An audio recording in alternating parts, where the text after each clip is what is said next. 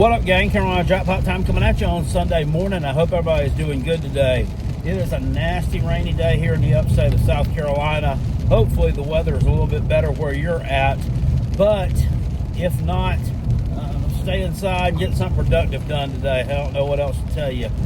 So if you're new around here, consider staying true around here. Subscribe to this Carolina Jackpot channel, and also click the thumbs up on this video, please. It helps me out a lot. Thank you in advance. Talking bowl games from yesterday. Colorado, wow, last night in the Alamo Bowl game against BYU, they just absolutely got thumped, mollywopped, and just put on an embarrassing performance, quite frankly, yesterday evening in a game that they were favored in. A lot of people were on Colorado in this ball game. You saw Shedeur Sanders play in this game. You saw Travis Hunter play in this game. They didn't opt out of it, and based on the criteria given for opting out of bowl games to get prepared for the draft that we've seen from players over the past few years since that's become a thing, you would have thought these guys would have met every one of those metrics to opt out, but they didn't do it. They played in the game. Well, they were there, but they might as well have opted out of it because they stunk it up. Man, just an absolutely awful performance. I mean, these two seem to be getting into it on the sidelines a couple of times, especially after a couple of passes to Travis Hunter fell incomplete. I don't know if he was pissed at Shedeur because the ball wasn't getting where he wanted it to be. I don't know if he was pissed at Travis because he wasn't running the right route and he wasn't where he's supposed to be. But there was definitely a little bit of tension there. Not a real good look from him in their last game before they head off to the NFL draft. But hey, at least they showed up. At least they participated. I can at least give them that. The rest of their team too, and around them, yeah, not so much. Colorado has been a good story this year. Finished up the regular season 9-3, now 9-4 after this embarrassing defeat at the hands of BYU. But they're not a complete team. They're not a 9-3 team that just lost a few games because the other team was just a little bit better than they were. They lost games to teams that were more physical than them. Last night's game, that looks like a flooding over there, man. I'm going to tell you what, last thing we need in this part of South Carolina is more damn flooding. We had enough of that, and in North Carolina too. Let me leave that out, especially.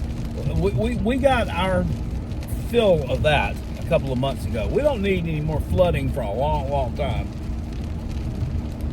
Just these teams that are more physical than Colorado, such as a BYU, such as a Kansas, such as Kansas State, the teams that are just the aggressor the entire game, they're going to beat Colorado. A team like Colorado, which doesn't have good lines of scrimmage.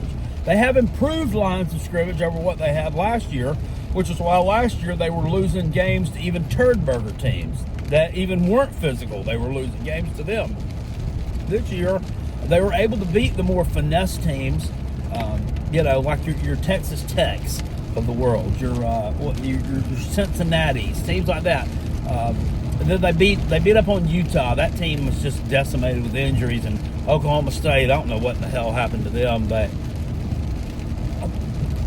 Colorado not significantly good enough on the lines of scrimmage to beat any team that brings anything to the table as far as that goes. So they end up 9-4. What's going to happen with Coach Prime after this? I don't know. I mean, it's assumed he's going to be the coach in 2025 at Colorado, but you don't know that. It wouldn't surprise me one iota to see them announce in the next week or so that he's no longer the coach at the University of Colorado moving forward, and he won't be there for the 2025 season. Because, both of his sons are gone, and then Travis Hunter, who's like his godson, I guess. Like, Travis Hunter doesn't have like a dad in his life or whatever, so Prime has filled that role, I guess. He's not going to be there. So it always just seemed like he was just there to kind of pamper these guys. We'll see. If not this year, I don't see him sticking around. He's not going to be there for a long time. He's there for a good time. He ain't there for a long time. So embarrassing on that front. Now, I want to talk about the Miami Hurricanes and Cam Ward, their quarterback. You pissed me off, sir. You got me a little bit mad, even perturbed, because I gave you credit. I gave you a lot of credit and praise over here on this particular channel, and I'm sure you watch those videos about you playing in your bowl game against Iowa State. You made the decision. When I was giving them Gamecock players grief for laying out of theirs, I gave you props. I gave you mad props that you were going to play in your game when you had every reason to not play in it. Also, when they say, somebody says, I'm going to opt out of the bowl game so I can get ready for the NFL draft, and then you see them standing on the sidelines of the game, which I've seen some players doing. What the fuck is that? How's that getting you ready for the NFL draft? I mean, you know what you should be doing while everybody else is playing in the bowl game? You should be out somewhere on your own, working out, running fucking gassers, lifting weights, doing stretches. Got you some rubber tables out there to do some stretches with, doing some damn leg lifts and whatnot. That's what you need to be doing. You're supposed to be preparing for the NFL draft, right? Because you laid out the bowl game, you quit. But while you stand on the sideline, I ain't preparing you for it. But anyway, this guy gets the NCAA career touchdown record in the first half, the 3 touchdowns. This game was just back and forth the entire time. It was pretty entertaining. Wasn't no defense, but it was pretty entertaining. I saw some idiot in the Uncle Lou comment section on the live stream he did yesterday on this game saying, "Come on, guys, y'all don't know ball. This is just 2 elite offenses going at it. It's not 2 bad defenses. What are you talking about? What a fucking moron you are. A fucking moron." When you think of elite offense, does the word Iowa State come into your frame? No, it was 2 bad defenses, 2 shit defenses going at it yesterday. Couldn't stop a damn nosebleed. Hell, I done lost my train of thought yelling at people yesterday. So he gets that record. In the second half, he just decides, oh, I'm not going to play. But you're not going to play. Okay, he's not going to play the second half. This would have been different if you were up by 14, 21 points. Okay? And I said something about, like, with the Kyle Kennard and Rocket Sanders playing, like, if South Carolina was beating Illinois at halftime by, a significant margin, and then they decided second half, we're just going to take it easy and just go ahead and let everybody else take care of it and do their thing, I wouldn't have a problem with that. I wouldn't have a problem with that at all. But this is a tight ball game. And it was a tight ball game the entire way. Miami was up in this ball game 41-35. They gave up a touchdown with like a minute left, and it's 42-41 Iowa State. Miami gets the ball back. They have a chance to drive, got a timeout or 2 left, got a chance to drive down here and kick, or at least kick a game-winning field goal. They got a kicker, a Borregales, I think is his name, Borregales, who can boot the hell out of that thing. So they could have won that ball game. What does he do? He stays on the sideline, just content to let that backup quarterback sit out there and struggle. This Emory Williams dude, now I don't know if he's a bad quarterback. I don't know if he just had a bad game yesterday. I don't know if he was really prepared for what he was facing. I mean, do you think Cam Ward told him before the game, hey, bruh, I get this record, I ain't playing. So it's your show after that. I mean, I don't know. I mean, well, he definitely didn't look like he was ready to play. Terrible in the second half, and absolutely terrible down the stretch on that last drive. They didn't stand a chance. Cam Ward should have been back in that game, led them down the field for that last drive to a game-winning field goal. And Mario Cristobal's should have seen to it that that's what happened. But he didn't see to it that that's what happened, because Mario Cristobal's has no balls. And is it Mario Cristobal's balls' fault that he don't have no balls, or is it other factors for him not having any balls? I think his hands may be tied. Because he's probably thinking, well, if I do what I should do and tell this dude, hey, you're either going to sit in the sidelines, or no, excuse me, you're going to go up in the damn stands with everybody else, or you're going to get back in this ball game and play it. We're going to win this damn game. Then he'd get some kind of backlash from Kenilworth's teammates, or he'd get some kind of backlash from the media, or blah blah blah, or whatever the fuck. It's just all a mess, guys. It's a mess. It's a straight up mess. But we love college football, so that's why we endure the mess. I guess we don't pretend the mess doesn't happen, because we're always on here bitching about the mess, but we put up with it. I mean, there are certain things that you will put up with. It's like a woman who genuinely loves her husband, yet he smacks her around at least one time a week. That's kind of like we're the abused wife. The college football fans are the abused wife, and all these people who lay out of ball games and coaches who absolutely do nothing about it. They're the husband who's smacking us in the face at least once a week because the eggs was too runny or the toast was burnt. That's exactly what we are. We just suffer it and go on because our love just runs a little bit deeper.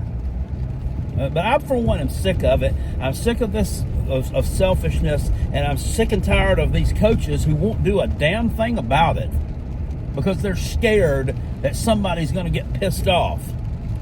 It's BS. It's absolute BS and it's crap. And something needs to be done drastically to put this stuff to a screeching halt. What that is, I don't know.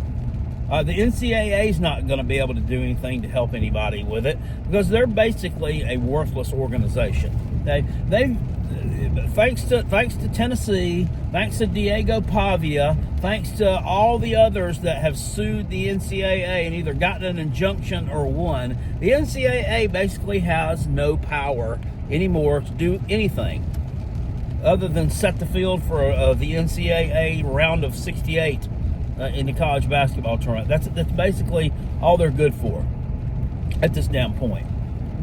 And I mean, they're batting like 0 for 50 in lawsuits. They lose every one of them. So they're not going to be able to help with anything. Maybe the coaches get together and form some kind of coalition. I don't know. I really don't know what needs to be done here in terms of getting a resolution for all of this quitting, all this opting out bullshit because of NIL plays a factor here, and transfer portal plays a factor here because we're scared that. I mean, it's such a tight rope that you have to walk. It's such a balance beam that you have to put yourself up on and make it from one skyscraper to the other. I don't know. It would take a very special individual to be a coach of a college football team and make it successful at this point anymore. It would not just be about going out there and calling plays and getting the staff together. Oh no, it's much more than that. So my hat's off to these guys, and especially the ones who do it successfully. I don't know how you do it. I mean, I know they're compensated well, yeah. They talk about, Dabo makes $10, $11 million a year or whatever.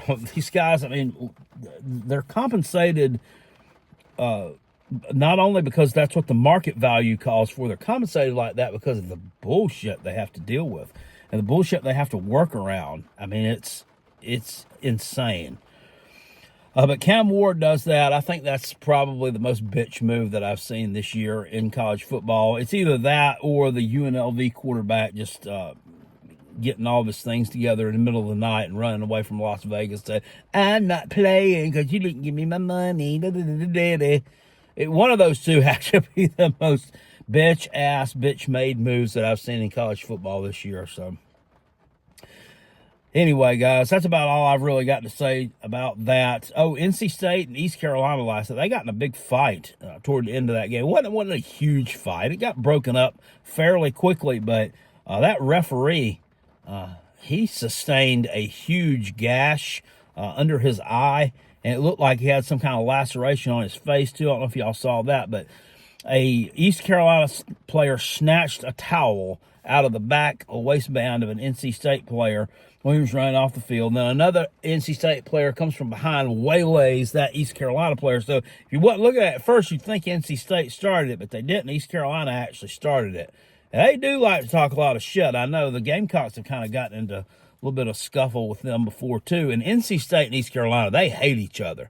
That's a really, really underrated rivalry. They're going to play in the first game of the season in 2025. They do not like each other. I know at one point in the 80s, I think it was, they got into a big fight in one of their games, and they just kind of like said, no more, we're not going to play anymore. And then I think like 10 years later, they met in a bowl game or something, and then they've played like intermittently ever since. But they got into that scuffle, and then there was like a huge scuffle here kind of at midfield, and they kind of had to slow it down to see it happen. But NC State player's right here, an East Carolina player comes from behind and just whammos him, and the NC State player's helmet goes bam right into the face and mouthful region of this referee, and right up here in his eye too. Just takes a tremendous shot. I don't know how in the heck the guy didn't get knocked out, but he didn't. But he sustained a huge gash here. And before I even saw that replay of that happen, I knew that East Carolina had to be responsible for that, because if you watch, it was all their trainers and support staff people coming over and putting ice on it and trying to get him dried up and get him to stop bleeding. All it was all East Carolina folk. It was no NC State folks. So they must have known that they was like, hey, we're the ones that laid this guy open. We better go over here and do something about it, or we're going to be in some deep shit. So I don't know what kind of penalties will be laid down from that one, but that was a bad scene there. We don't need to see a lot of that in college football. He looked like he got the brakes beat off his ass, and that. So, but the ACC is down bad in bowl games. Clemson started off losing their playoff game. SMU too. You've seen North Carolina lose. You saw Georgia Tech lose. Miami's lost. North Carolina's lost. Boston College has lost. I mean, how many more of them is going to lose? Bad. It's really bad. And I'm not a conference homer, but hopefully the SEC can have a better showing, because the trend is your friend, and that would mean the Gamecocks would be successful in their bowl venture against the Fighting Illini on Tuesday afternoon. Looking forward to that, man. I'm really looking forward to that game. I think it's going to be a good one, and I think the Gamecocks are going to win. I've watched enough of Illinois' highlights and their lowlights to make the determination that I think South Carolina will emerge victorious from the Cheez-It Citrus Bowl in Orlando in a hard-fought contest. But anyway, guys, that's about all I got to say about that. I will see you all later. I appreciate you. Peace, and I'm out of here. Go Gamecocks. Woo! I said, woo!